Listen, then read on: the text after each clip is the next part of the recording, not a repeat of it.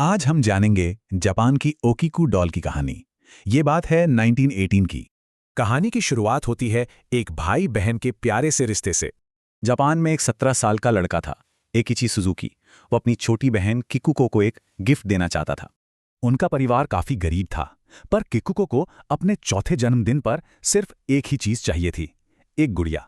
एकिची ने 1 महीने तक छोटे मोटे काम किए ताकि अपनी बहन के लिए वो तोहफा खरीद सके। ये कोई आम गुड़िया नहीं थी, ये एक पारंपरिक जापानी डॉल थी, लाल किमोनो पहने हुए। उसके चेहरे पर एक अजीब सी शांति थी, पर कुछ तो था जो बेचैन कर रहा था। उसकी काली आंखें, ऐसा लगता था मानो वो सब कुछ देख सकती हैं। किकुको तो उसे देखकर बहुत खुश हुई।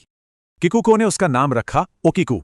अब वो उसकी बेस्ट फ्रेंड थी और हमेशा उसके साथ रहती थी। पर यह खुशी ज्यादा दिन तक नहीं टिक पाई। किकुको को मलेरिया हो गया और उसकी मौत हो गई। आखिरी सांस तक ओकीको उसके हाथों में थी।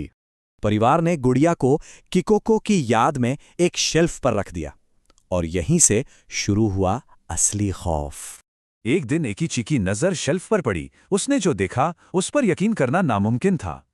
गुड़िया के बाल इंसानों की तरह बढ़ रहे थे। मां ने घबराकर बाल काट दिए, जो एक बहुत बड़ी गलती थी।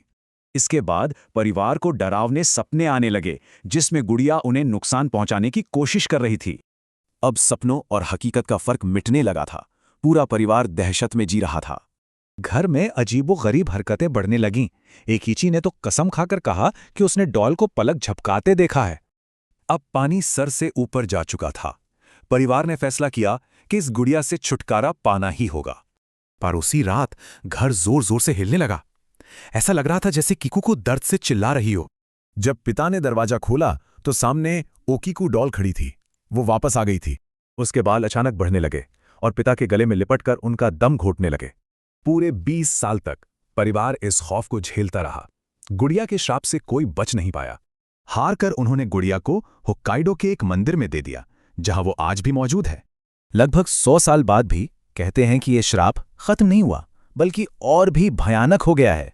तो सवाल ये उठता है कि क्या उस गुड़िया में किकुको की आत्मा है, या फिर कुछ और ही शैतानी ताकत।